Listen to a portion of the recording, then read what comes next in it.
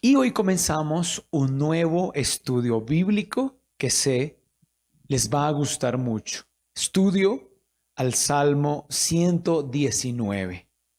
Ahora, pastor, de 150 salmos, ¿por qué el Salmo 119?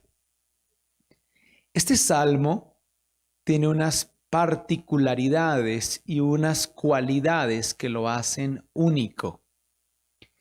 Y de una u otra manera, prácticamente todos los versículos del Salmo 119 hablan de forma directa o indirecta de la ley, de la escritura, de la palabra y de los mandamientos del Señor.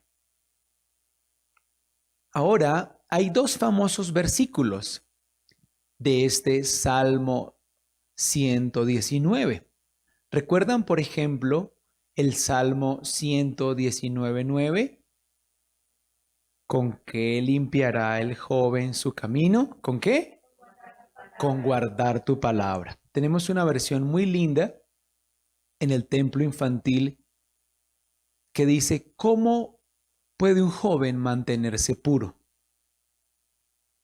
Obedeciendo la palabra del Señor. Y hay otro pasaje también y otro versículo muy famoso del Salmo 119. El Salmo 119:105, ¿lo recuerdan? Muy bien. Lámpara es a mis pies tu palabra y luz para mi camino. ¿Cuál es el contenido que encontramos en ambos pasajes? Tanto el del Salmo 119:9 como el del Salmo 119:105. La palabra, muy bien, la palabra. En el Salmo 119:9, la forma, bíblicamente hablando, para que una persona, para que un joven pueda mantenerse limpio, pueda mantenerse puro, es obedeciendo y observando la palabra. Y el Salmo 119:105, que también lo conocemos, ustedes lo acaban de demostrar, nos habla de que la palabra, la que en el Salmo 9, en el Salmo 119, verso 9, es la forma en la que el joven se mantiene puro. En el verso 105 es lámpara, es lumbrera, es luz y es dirección al camino de cada uno de nosotros. De todos los salmos, el Salmo 119 es el más extenso. Por eso a veces, bromeando, decimos que si queremos ejercitar al máximo nuestra memoria, entonces vamos a memorizar el Salmo 119, ¿verdad? Porque es bastante extenso. Es el salmo y es el capítulo más largo de la Biblia. ¿Cuántos versículos tiene? ¿Lo dicen porque lo sabían o porque lo acabaron de leer? Ah, lo acabaron de leer. Yo pensé que lo sabían. Bueno, pero miren qué bien, si llegamos a ser de pronto alguna vez, ¿quién quiere ser millonario aquí en la iglesia? ¿Cuántos? ¿Quién quiere? No, quién quiere ser de millonarios, no, sino quién quiere ser millonario, ¿no? Es decir, ¿cuántos versos tiene el Salmo 119? Entonces, ¿qué vamos a responder? 176. Muy bien, 176 versos. Quiero que vayamos a unas generalidades muy interesantes de un salmo único en la escritura, el Salmo 119.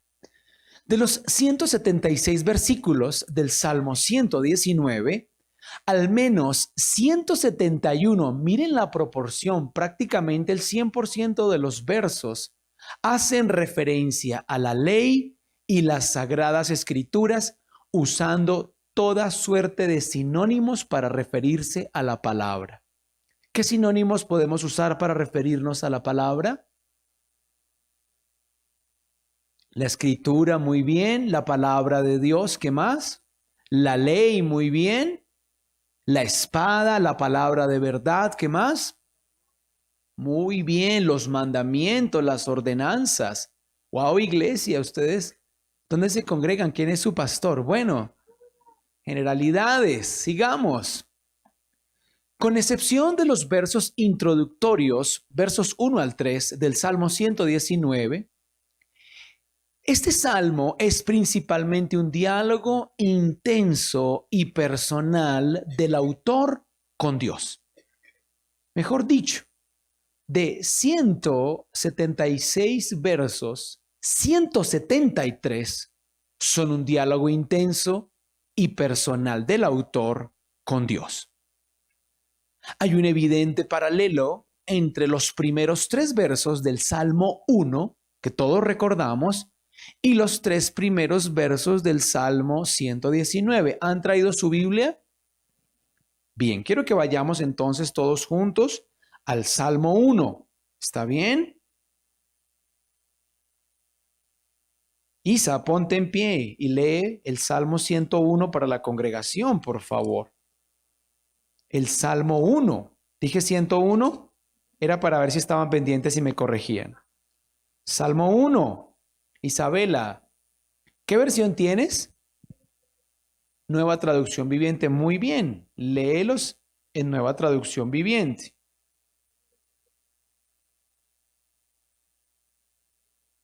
Bien, mientras ella ya está lista. Señora, dilos desde allá, que ponte en pie y dilos a buena voz. Los primeros 3 versos del Salmo 1.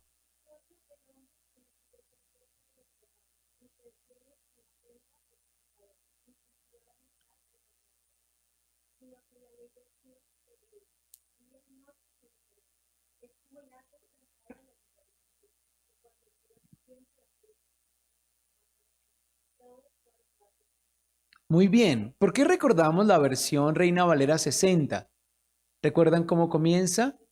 Bienaventurados. ¿Cómo comenzó la versión que tú estabas leyendo, Isabela? Dichosos. Miren cómo inicia la Nueva Traducción Viviente. ¡Qué alegría! Bienaventurados, dichosos, qué alegría. Para los que no siguen el consejo de malos, ni andan con pecadores, ni se juntan con burlones, sino que se deleitan en la ley del Señor, meditando en ella día y noche. Son como árboles plantados a la orilla de un río, que siempre dan fruto en su tiempo, sus hojas nunca se marchitan y prosperan en todo lo que hacen. Ahora, Osquitar, ponte en pie. ¿Qué versión tienes? Muy bien, lee ahora por favor los primeros 3 versos del Salmo 119.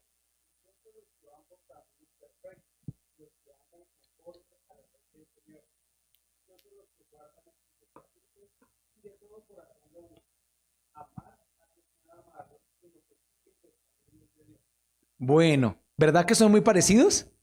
Los 3 primeros versos del Salmo 1 y los 3 primeros versos del Salmo 119.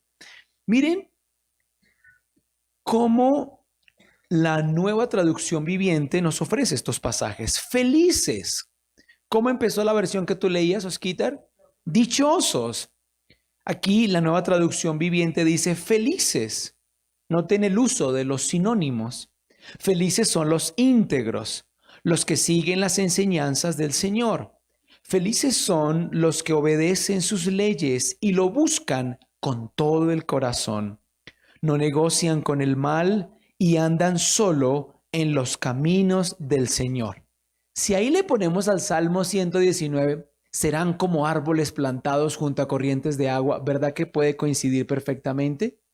Ahora, tenemos un problema porque no conocemos al autor del Salmo 119, pero algunos dirán, pastor, en atención al paralelismo que acabamos de discutir, si tenemos el autor del Salmo 1, tenemos el autor del Salmo 119 y resulta que históricamente hablando tampoco tenemos el autor del Salmo 1 ni del Salmo 2. Entonces nos mantenemos en una maravillosa expectativa. Muy bien. Los pronombres personales yo, mi, él, ella, entre otros, aparecen en este salmo en proporción de 4 por verso. en proporción de 4 por versículo. Entonces noten cómo esta obra de poesía divina, de una u otra manera, es un diálogo, es un relato personal, es una conversación del autor con Dios. Avancemos. Ahora,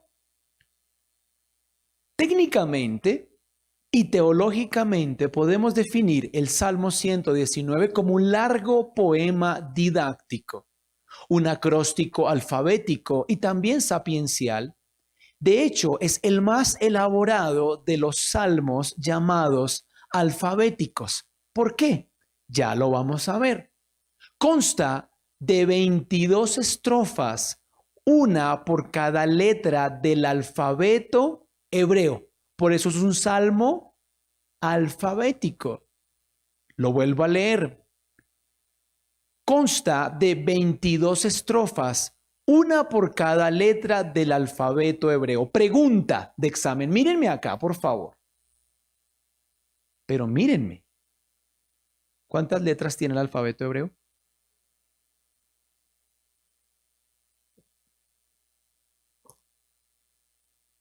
22, 23. ¿Quién da más? ¿Quién da menos? Pues lo acabamos de leer, ¿verdad? Una por cada letra del alfabeto hebreo. Y cada estrofa a su vez está compuesta de 8 versículos. ¿Qué multiplicación hacemos? 8 por 22. ¿Y eso nos da cuántos versos? Sí, muy bien, 107. Oiga, ustedes también son muy buenos para la matemática, los felicito. Bien, que comienzan siempre con la letra correspondiente a la estrofa. ¿Tienen ahí su Biblia? Bien, entonces vayan al Salmo 119. ¿Y con qué nos encontramos en el Salmo 119? ¿Cómo empieza? Con la primera letra del alfabeto hebreo, Aleph. Aleph. Y pueden ver cómo Aleph corresponde a los versos 1 al verso 8. Pueden ver cómo del verso 9 al verso 16 tenemos la letra del alfabeto hebreo Bet. Y pueden ver cómo del verso 17 al verso 24 tenemos la letra del alfabeto hebreo Gimel. Y así sucesivamente. Por eso hablamos de un acróstico alfabético. Avancemos. A diferencia de otros salmos, en este no se señala o no se precisa quién es su autor. Algunos se lo atribuyen al rey David y otros dicen que lo escribió Esdras. En realidad, no sabemos con precisión quién fue su autor. Para el caso concreto del Salmo 119, definitivamente el tema central de este salmo es la palabra de Dios, la ley de Dios, las ordenanzas del Señor. Pero la forma tan romántica, tan apasionada que el autor expresa refiriéndose a la Escritura, la forma como habla de ella, cómo se relaciona con ella, cómo la describe, es fascinante. Creo que es un excelente estudio para concluir. De hecho, desde ya quiero contarles que vamos a estar estudiando el Salmo 119 hasta el segundo miércoles del mes de diciembre, último día de estudio bíblico en la iglesia familiar. ¿Están emocionados por eso? Muy bien, qué emoción, muy bien. Avancemos entonces. Miren, aquí tenemos todas, ¿cuántas letras son? No las cuenten, ¿cuántas son? 22, muy bien. Allá nos insisten que 23. Miren, entonces tenemos Aleph, Bet, Gimel, Dalet y ahí en adelante. Y pueden ver que cada uno de estas letras del alfabeto hebreo es el título y la primera letra de los 8 versos del Salmo 119. Y esos 22 letras del alfabeto, cada una corresponde exactamente a 8 versículos en nuestras Biblias o en la Escritura. Sin embargo, hay algo muy interesante. El detalle del acróstico se pierde para nosotros con nuestras versiones al castellano. Solamente es apreciable como tal ese efecto mnemotécnico del acróstico en la lectura en hebreo. Ahora, ¿cuántos saben hebreo? Imposible que alguno no levante la mano. Bueno, yo ya sé más que ustedes porque puedo decir Shalom. Amén. Muy bien. Veamos ahora el contenido del Salmo 119. Y no se preocupen que lo que hemos visto en esas generalidades vamos a ampliarlo y a entenderlo mucho mejor en la medida en que vayamos estudiando los siguientes 8 miércoles el Salmo 119. Acerca de su contenido, podemos decir que este salmo es una reflexión vivencial y profunda sobre la ley. No es simplemente un tratado teológico o no es simplemente una descripción fría de la escritura o de los mandamientos o de la ley, sino más bien es la forma en la que el autor se relaciona no solamente con el mandamiento, sino con su esencia misma. Y cómo incluso el autor llega a reconocer que se hace uno con esa ley, que la convierte en su anhelo y en su más grande deseo. Es una reflexión vívida, vivencial y profunda acerca de la ley. El salmista ve su vida a la luz de la Escritura. Por eso es un salmo maravilloso. Todos lo son. Creo que debemos hablar pronto en la iglesia acerca de esa revelación maravillosa que hay en los salmos, que a veces desconocemos o pasamos por alto. Podemos seguir avanzando y decir en cuanto a la ley, que ama y desea obedecer. El salmista, él no declara su inocencia en relación a las demandas de la ley, no se justifica, sino que más bien él confiesa su pecado. Se refiere a la ley como justa, como santa, como pura, y reconoce que el estándar de esa ley es muy superior y que él ha quebrantado esa ley. Lo reconoce y confiesa su pecado, y hay una constante en todos los apartes del Salmo, y es que permanentemente el autor le está pidiendo al Señor que le enseñe, que le explique y que le revele su palabra. Está diciendo, Señor, no la entiendo como quisiera entenderla, no la comprendo como quisiera comprenderla. Está muy por encima de mí, de mis capacidades, de mi posibilidad de comprensión, pero Señor, clarifica en mi corazón tu palabra. Enséñame tus mandamientos para que yo pueda vivir en ellos y deleitarme en ellos. Señor, haz comprensible para mí tu palabra, tus mandamientos y tu ley. Sus declaraciones de fidelidad a la ley refuerzan su confianza en ella y a menudo se relacionan con distintas peticiones. Es interesante que en diferentes tramos del Salmo el autor le hace peticiones al Señor, pero son peticiones bastante particulares. No son las peticiones convencionales que nosotros hacemos. Generalmente nosotros estamos pidiendo por lo material. Generalmente estamos pidiéndole al Señor que intervenga en nuestra realidad cotidiana, que nos ayude en nuestras dificultades, que resuelva nuestros problemas, que nos bendiga con su provisión, que nos escuche y nos ayude. Pero las peticiones del autor del Salmo 119 son particulares y casi en su totalidad van dirigidas a pedirle y suplicarle al Señor que le permita comprender su palabra, vivir su palabra, mantenerse en su palabra. Hay unos ejemplos maravillosos de lo que estoy diciendo y los vamos a ver hoy. Además de las declaraciones de fidelidad al Señor y a su ley, el Salmo incluye promesas de fidelidad.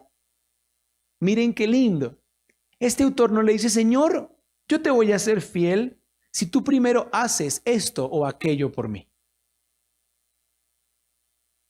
No, más bien el autor dice, Señor, tú eres Dios y tu palabra y tu ley es perfecta. Yo te prometo que te serviré. Yo te prometo que atesoraré tu palabra en mi corazón y que trabajaré cada día para vivir conforme a lo que ella me manda. Te prometo, Señor, que haré mi mejor esfuerzo para agradarte con mi manera de vivir, que mi estilo de vida modele las leyes plasmadas en tu palabra. Y sus promesas no tienen ningún condicionante o contraprestación. Nada que ver con lo que hacen algunos dentro y fuera de la iglesia cristiana, que le hacen promesas al Señor. Y las promesas que algunos cristianos le hacen al Señor en la iglesia no se diferencian en nada con las promesas que algunos le hacen al divino niño. Si me sale esa plata, divino niño, si me sale ese negocio, si la Carolina se fija en mí, si el John me invita a salir, si yo tengo el ascenso, la promoción, si puedo comprar el carro, si vendo la casa, entonces yo. No. Y algunos creyentes a veces hacen eso en la iglesia. Y se olvidan de que Dios es el Señor. Y empiezan a negociar y a transigir con Él. Y a hacer transacciones con el Señor. Hay algunas corrientes y algunos vientos de doctrina que hacen que personas que no conocen al Señor hablen mal del camino de la fe y del Señor. Hace poco mi mamá me contó de un movimiento que ha tomado mucha fuerza, donde no sé cómo llamarle, si el pastor, el ministro o más bien el lobo vestido de oveja, está enseñando o predicando o hablando o compartiendo un discurso en lo que él llama una iglesia. Y cada vez que la gente que lo escucha siente que algo de lo que está diciendo le es útil, se acerca al altar y pone un billete. Y de esa manera pretenden, de la manera más torpe e ingenua, tomar esa palabra. Ese es el término que usan. Tomar, yo tomo esa palabra. Yo pago por esa palabra. Bueno, pero qué tontos. Gracias, Osquitar. Yo compro esa palabra. Muéstrenme un solo versículo en la iglesia de los Hechos, donde Pedro, Juan, donde Felipe estén predicando y luego inviten a la gente durante el tiempo de predicación a correr con el billete al altar y comprar una palabra. Mira, iglesia, que hay gente muy, iba a decir tarúpida, no, muy ingenua, muy descocada, muy desenfocada, muy ignorante. No, la Biblia habla de diezmos y ofrendas y los damos porque somos manipulados, porque nos obligan, porque mueven nuestras emociones de forma impropia. No, porque somos hijos amados de un Padre bueno y estamos llenos de gratitud. Y porque somos obedientes. Y porque sabemos que cuando sembramos cosechamos por nada más. Me gusta cómo el autor del Salmo 119 le hace promesas al Señor sin esperar a cambio ninguna contraprestación. Y lo hace exclusivamente porque sabe cuánto beneficio hay para él de ajustar su estilo de vida a los mandamientos del Señor. La ley da dirección a la vida y la promesa ofrece consuelo en la angustia. La ley, requiere fe. ¿Cuántos dicen amén? Y aquella, la promesa, requiere obediencia. Bien. Cada sección contiene al menos 6 sinónimos de la palabra ley. Ya los mencionamos anteriormente. Y toma estos sinónimos, toma estas palabras y las arregla en una secuencia distinta, aunque las usa todo el tiempo.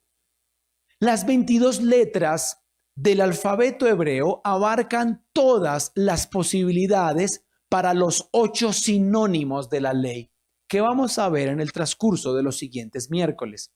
Hoy también. En el Salmo 119, la ley, que abarca toda la vida del santo. ¿Cuántos santos dicen amén? Recuerden que en el marco de la cátedra Verdades Posicionales, nosotros en Cristo somos santos. Es nuestra verdad posicional y nuestra realidad posicional en Cristo. En el Salmo 119, la ley, que abarca toda la vida del santo, es examinada desde todo punto de vista, porque afecta todas las realidades del creyente. Miren, mis amados, y de eso se trata la vida cristiana. De eso se trata la vida cristiana. Que nosotros le permitamos al Señor, esto es, a su palabra, afectar todas y cada una de las esferas y de las realidades de nuestra vida. Cada área afectada positivamente y transformada por el poder de la palabra.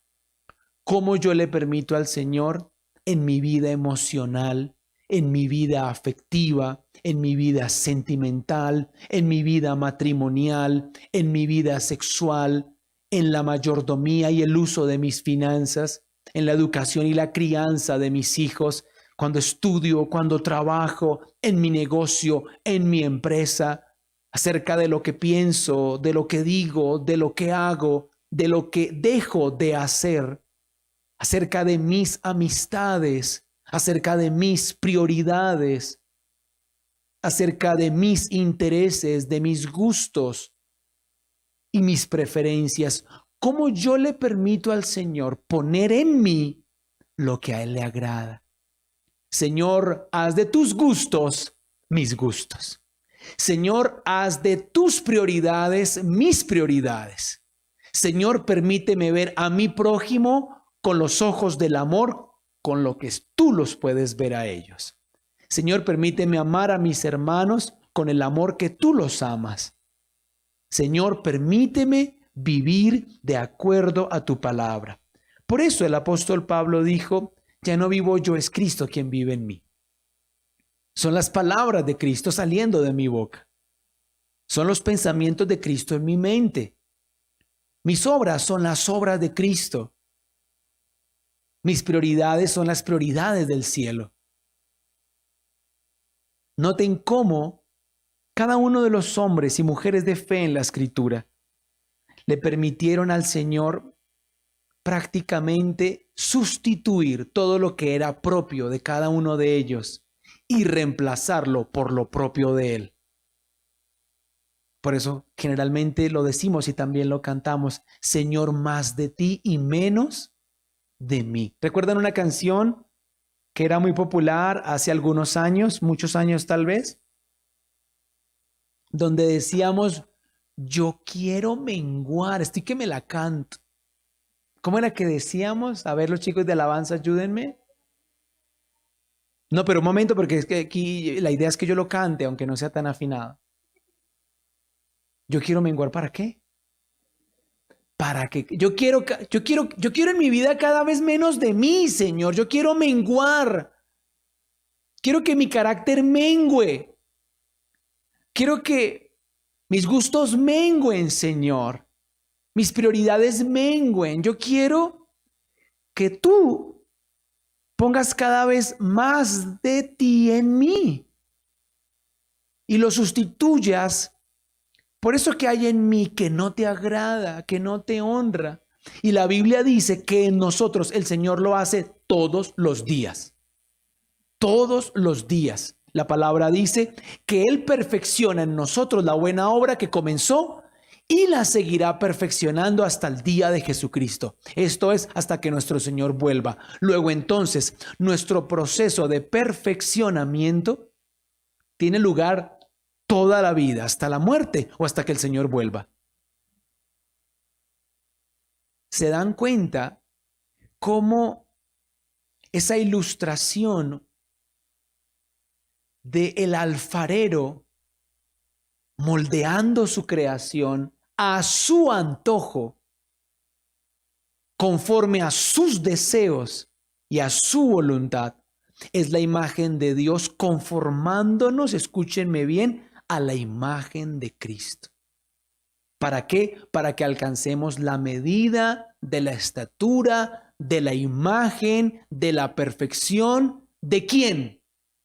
No, pero díganmelo completo. De un varón que perfecto. También la Escritura dice presentando en Cristo perfecto a todo hombre y a toda mujer. ¿Pueden creer que así nos ve Dios en Cristo perfecto? Se dirán algunos, ay pastor, usted no conoce a mi marido. Ay pastor, usted no conoce a mi esposa.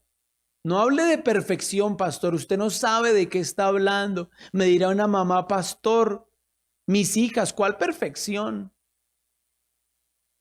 No se miren entre ustedes, por favor, que ya veo que algunos están acusando con la mirada. Di conmigo, gracias Señor, porque en Cristo tú me perfeccionas día tras día tras día. ¿No se han dado cuenta que ustedes hoy por la obra santificadora y transformadora del Espíritu hoy son mejores que ayer? Qué lindo, ¿no? Así sea por pura fe, pero díganlo. Y mañana seremos en el nombre de Jesús mejor que hoy. ¿Cuál fue el pasaje? Ahí, iglesia, ¿cuál fue el pasaje que compartimos cuando les enseñé acerca de cómo Dios quiere a través de nosotros suplir las necesidades del pobre y del necesitado, del huérfano, de la viuda, del extranjero, del inmigrante? ¿Recuerdan ese pasaje? ¿Lo recuerdas bien, José? ¿Lo puedes leer? ¿O lo podemos parafrasear? ¿Tienes en tu Biblia? Ve a tu Biblia, José. La religión pura y sin mancha delante de Dios el Padre es esta: visitar a los huérfanos y a las viudas en sus tribulaciones y guardarse sin mancha del mundo.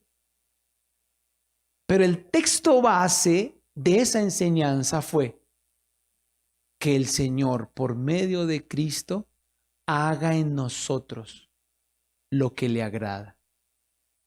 Por medio de nosotros y en nosotros lo que le agrada. Una oración poderosa, iglesia. Señor, yo me dispongo para que tú saques de mí, arranques de mí todo lo que no te agrada, todo lo que no sirve, todo lo que no edifica, todo lo que estorba mi máximo potencial en ti. Arranca todo eso, Señor, y hazme una nueva creación. Cada día, día tras día, algunas mamás o algunos papás esperan que en un campamento de 2 o 3 días, el niño que es una caspa o la niña que es tremenda llegue, mejor dicho, juiciosa y finita. No. ¿Un campamento es un? No, un evento. Pues claro que un campamento es un campamento, hola. Ustedes sí que me hacen reír. Un campamento es un evento. Pero cuando el Señor habla del proceso de transformación en cada creyente, está hablando de un campamento, no, de un proceso. De un proceso. El Señor no trabaja en nosotros con eventos. El evento es bueno, es necesario. En los campamentos como en los eventos tienen lugar sucesos que nunca olvidamos. Pero no son en 1, 2 o 3 días de una actividad y de un evento donde el Señor trabaja en nosotros. Él lo hace cada día. Digan conmigo, cada día. In English, every day. Muy bien, iglesia. Ve cómo es.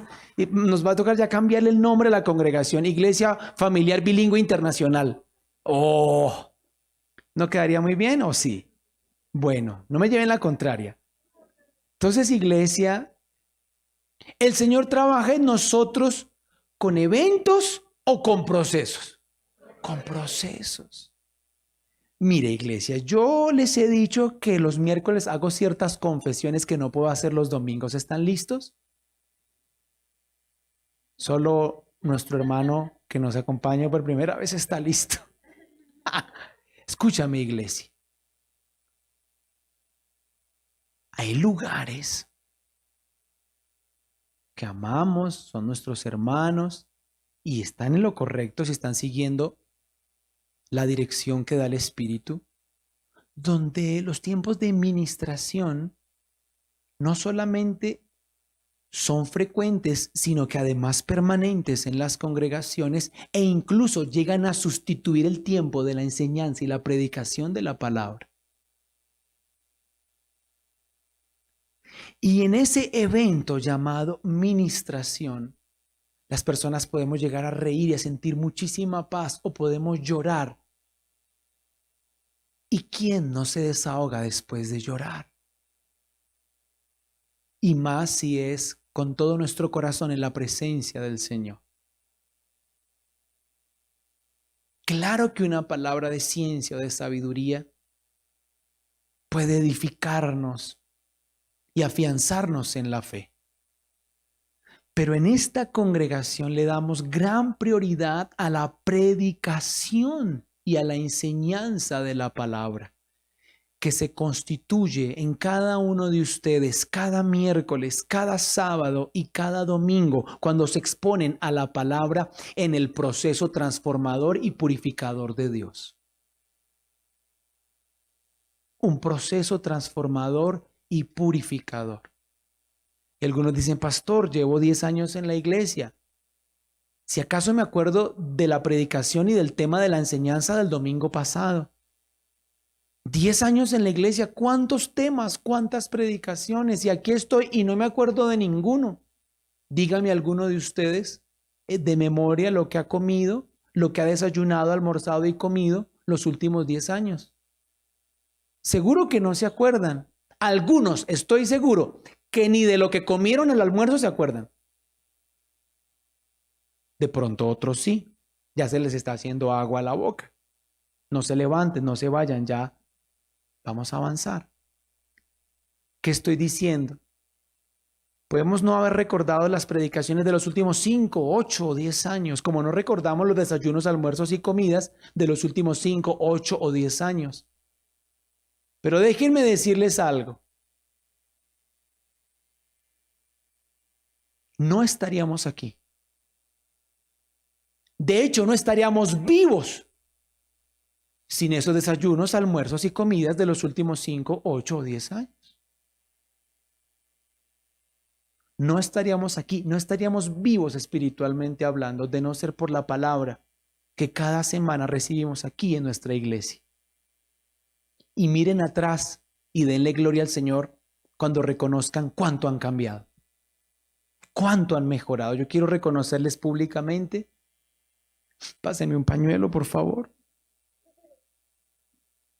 Que mi carácter ha cambiado mucho. Mucho, mucho. Veo algunos amén muy sentidos dentro de la congregación.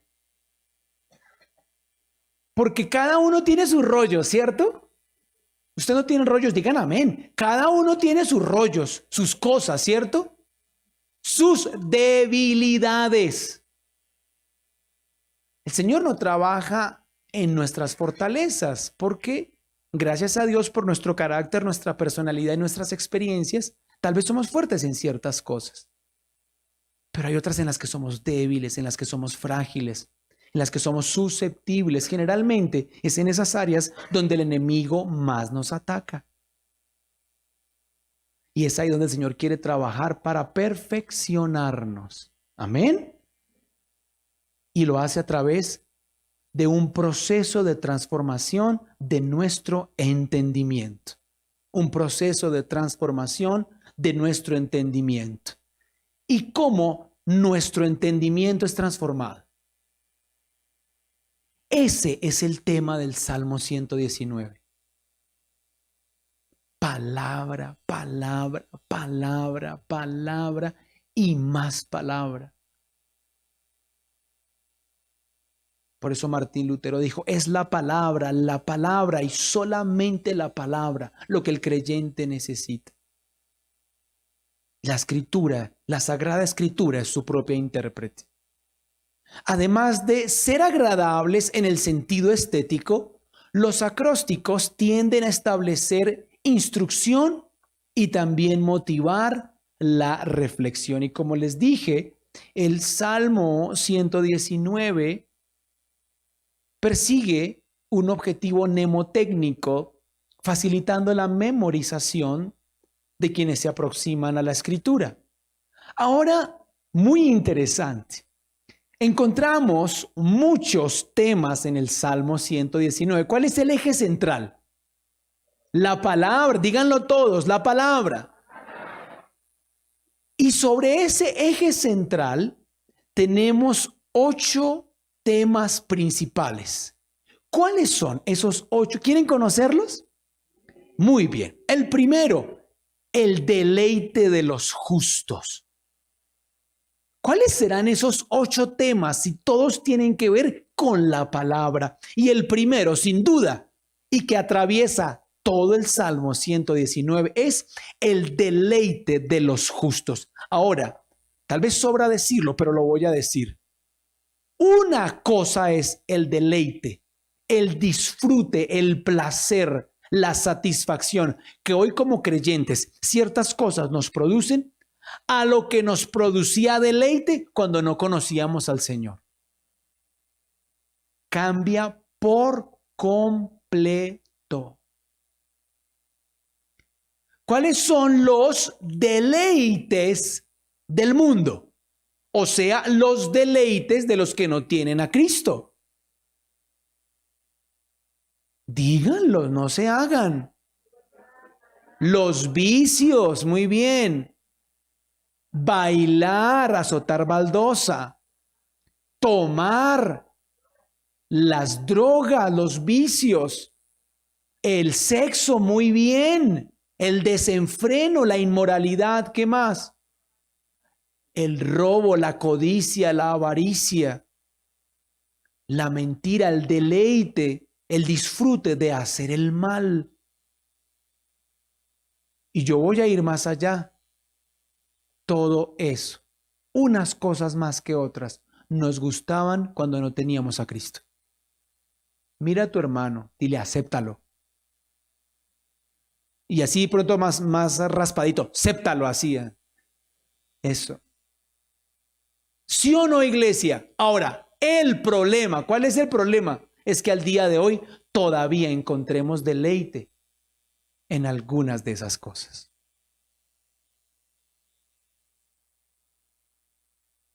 Ahí está el problema. Creyentes justos con deleites bastante paganos.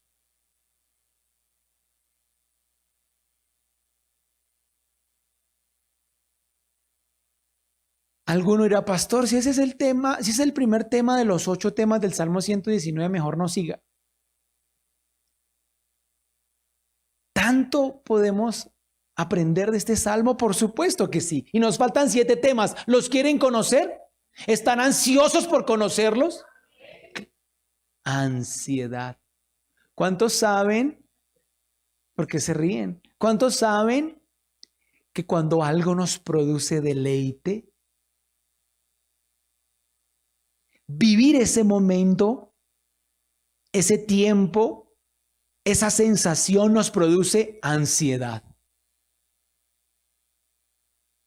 Díganme, ¿alguno de ustedes alguna vez ha sentido ansiedad por llegar a la iglesia? Pero díganmelo de verdad, díganmelo de verdad. Pero no porque la niña o el niño que les gusta se congrega a ese servicio al que van a venir, sino ansiedad de venir a alabar al Señor. Padre, ha sido tan bueno conmigo, yo quiero ir a cantar. Mi Dios es grande, mi Dios es fuerte, nadie es igual, nadie le hace frente. ¿Han tenido ansiedad por la palabra? Pero díganme la verdad. Y los que no han dicho amén, déjenme preguntar, ¿qué les produce ansiedad? Pastor, que usted termine para ir a comer. ¿Cómo? Pastor, me produce ansiedad ir a ver el resultado de Santa Fe. ¿Contra quién está jugando? No sé contra quién está jugando Santa Fe ahorita, pero vi por ahí que estaba jugando. Algunos dirán, pastor, respete, por favor, a mí qué ansiedad me va a producir ver jugar las Chuchas de Santa Fe. A mí me produce ansiedad es ver a Millos del Alma. Chuchas igual de color azul. Eso. Que los verdes, que los rojos, que los azules, que los amarillos. Escúcheme, usted, ¿cómo se expresa la ansiedad de los hinchas en el estadio? 1 hora antes de que empiece el partido están ahí en las gradas. ¿Y qué están haciendo? ¿Qué están haciendo, iglesia? Animando, coreando. ¿Saben qué están haciendo? Están adorando.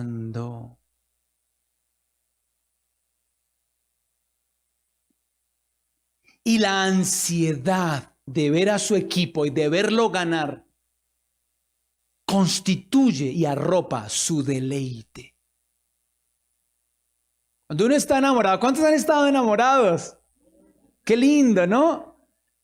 Pero no que estuvieron alguna vez, sino que siguen estando enamorados, ¿no? Porque, díganme, ¿qué ansiedad de ver a la persona amada? ¿Verdad que sí? No, nadie dijo amén. ¿Qué ansiedad de verla? ¿Qué ansiedad de verlo? Bueno, no me entendieron con el ejemplo del amor. Voy a explicarles de forma que todos me van a entender. Imaginen que tienen hambre, mucha hambre, mucha hambre. Y sí me entienden todos. Y llega una amistad, llega papá, llega mamá, la persona que vámonos al asadero a comernos un pollo. Qué ansiedad de camino al asadero, ¿verdad que sí? Y cuando están cortando ese pollito, ¿no? Ese sonido de las tijeras, créanme, tiene un efecto psicológico poderoso. Uno le ve esos brazotes al señor que está cortando el pollo y uno dice, Señor, y uno ve esos trocitos que salen volando y uno quisiera que se los arrimen también y que le metan a uno las sobras de todos los pollos del día ahí en la bolsa de uno, que estén fríos y grasientos. Todos los que se están riendo es porque son así. Bueno, iglesia. Pastor, pero lo del pollo y eso, ¿qué tiene que ver con el Salmo 119? Estamos hablando de la ansiedad, que tiene todo que ver con el deleite. El deleite. Imagínense, escúchenme, ¿qué grado de deleite ¿a qué grado de deleite ha llegado un creyente cuando su espíritu le despierta a medianoche para buscar al Señor? Cuando no necesita despertador porque su espíritu le levanta a buscar al Señor. Ahí está su deleite. Ahí está su deleite. El creyente que nunca llega tarde porque sabe que el tiempo de adoración y de alabanza es el tiempo más importante, sin lugar a dudas, en la iglesia. ¿Por qué? ¿Por qué, iglesia? Porque el Señor no aprende nada en nuestras predicaciones, pero se deleita en nuestra adoración. No, yo llego tarde, yo voy a la palabra. No has entendido nada. El deleite de los justos. ¿Cuál será el segundo tema? ¿Qué se imaginan ustedes? Es el odio de los malvados. Lo que para nosotros es un deleite, para ellos es una fuente de molestia y de incomodidad que se exterioriza en rechazo y odio hacia nosotros. Número 3, la enseñanza del Señor. Número 4, la disciplina del Señor. El Salmo 119 nos habla no solamente de la enseñanza del Señor y de la metodología divina para enseñar, sino también de la disciplina del Señor y la metodología divina para disciplinar. Porque aún hay en la iglesia algunos creyentes que piensan que Dios disciplina enfermando a sus hijos, que Dios usa el cáncer o la gastritis o la migraña o un accidente para enseñar a sus hijos. Dios no usa jamás esa clase de métodos. Pastor, entonces, ¿cómo Dios disciplina a sus hijos? De hecho, hay mucho en juego cuando hablamos de disciplina. Porque la Escritura dice, ¿acaso hay un hijo al que el padre no disciplina? Aquel al que el padre no disciplina no es hijo, sino es ilegítimo. La palabra usa el término bastardo. Luego entonces, si Dios no nos disciplina y si tú y yo no somos beneficiarios, porque finalmente es para nosotros un beneficio de la disciplina de Dios, somos todo menos hijos. En la mente de Dios, la relación paterna y la relación materna están imbuidas de disciplina. Un papá y una mamá son aquellos que disciplinan. Dios es padre porque disciplina. La Biblia dice que Él corrige y azota a todo aquel que recibe como hijo.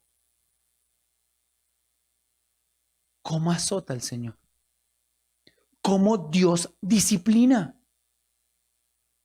Eso lo enseña el Salmo 119. Número 5, lo realmente valioso. Y como siempre, la mentalidad humana, el materialismo, el narcisismo en el que vivimos, esta sociedad de consumo obsesionada por lo material, este capitalismo salvaje, siempre va en una dirección, en la dirección de lo que considera valioso. El Señor va totalmente en la dirección opuesta.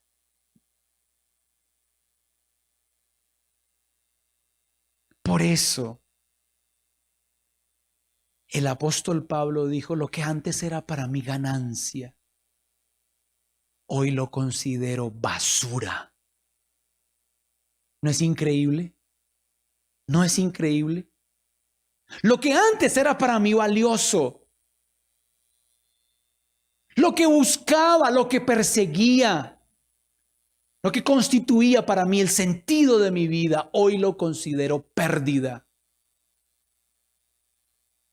Hoy es insignificante para mí. ¿Qué vemos en las palabras del apóstol Pablo? Un giro de 180 grados en el orden de prioridades. Todo lo que antes era para mí importante, hoy no tiene ninguna importancia. Todo lo que antes tenía para mí mucho valor, hoy ya no tiene ningún valor. Pero, griten todos conmigo, pero lo que antes para mí no tenía ninguna importancia, hoy tiene toda la importancia.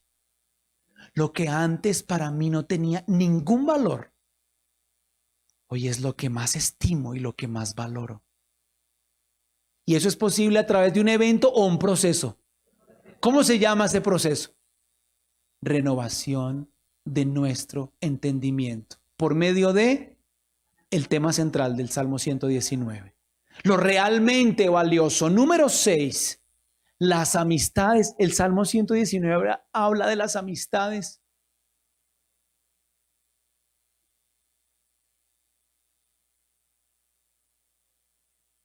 ¿Se lo imaginaban o no? Sean honestos.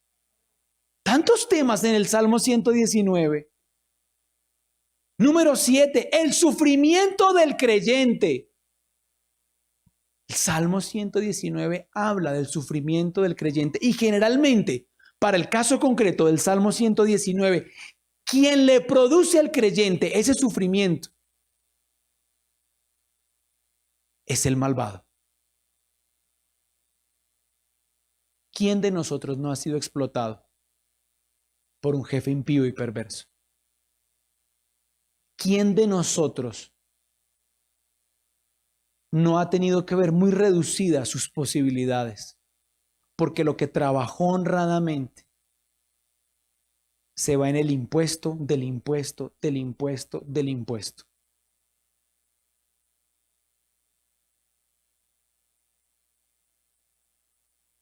¿Y por qué nos sucede eso? Porque hay hombres injustos redactando leyes injustas, impíos torciendo el derecho, beneficiando al poderoso y al criminal e inculpando al inocente. ¿Cuántos han sido alguna vez víctima de una de tantas injusticias? Les pregunto, por naturaleza, ¿qué hace un justo? Administra justicia e imparte justicia y actúa con. ¿Cómo actúa un impío? Conforme a su naturaleza. Entonces hoy nos dicen que un crimen atroz como el aborto es un derecho.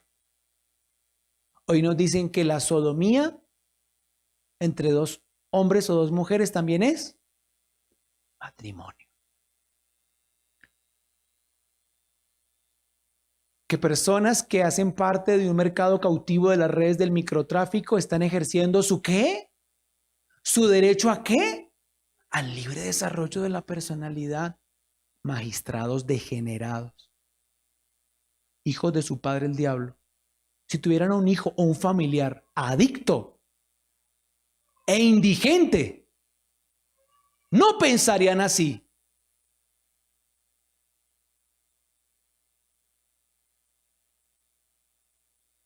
Pastor, ¿y usted nos está invitando entonces en esta noche? Uno se desespera con estas invitaciones a una desobediencia civil no violenta. Yo les dejo esa reflexión, porque la Biblia dice que nos es necesario obedecer a Dios antes que a los hombres.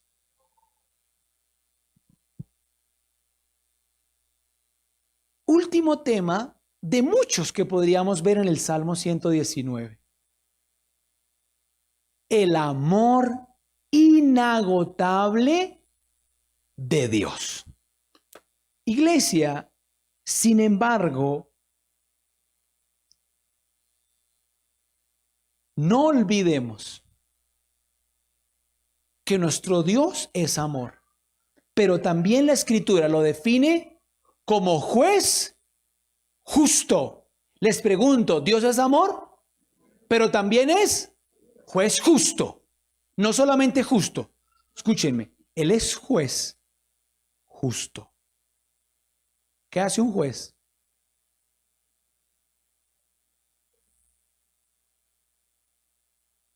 Pero nuestro Dios, que es amor y que también es juez justo, dice la Biblia que es fuego consumidor. Solamente vamos a ver en atención al Salmo 119 una faceta de Dios como amor inagotable. Pero no nos engañemos al olvidar que Él también es juez justo. Ahora, yo les pregunto, ¿no es cierto que para los que amamos la justicia Un juez justo es la promesa de un juicio justo. Les pregunto, ¿un juez justo cede ante el soborno? ¿Un juez justo cede ante las presiones sociales o culturales? ¿Ante lo políticamente correcto? No, porque es un juez justo. Y como es un juez justo, es imparcial.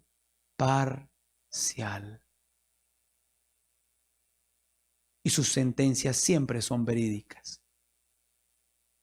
Vamos a ver entonces el deleite de los justos, el odio de los malvados, la enseñanza del Señor, la disciplina del Señor, lo realmente valioso, las amistades, el sufrimiento del creyente y el amor inagotable de Dios. El próximo miércoles veremos el deleite de los justos. ¿Están emocionados? Bien, iglesia, los espero sin falta. Entonces, el próximo miércoles, el Señor les bendiga.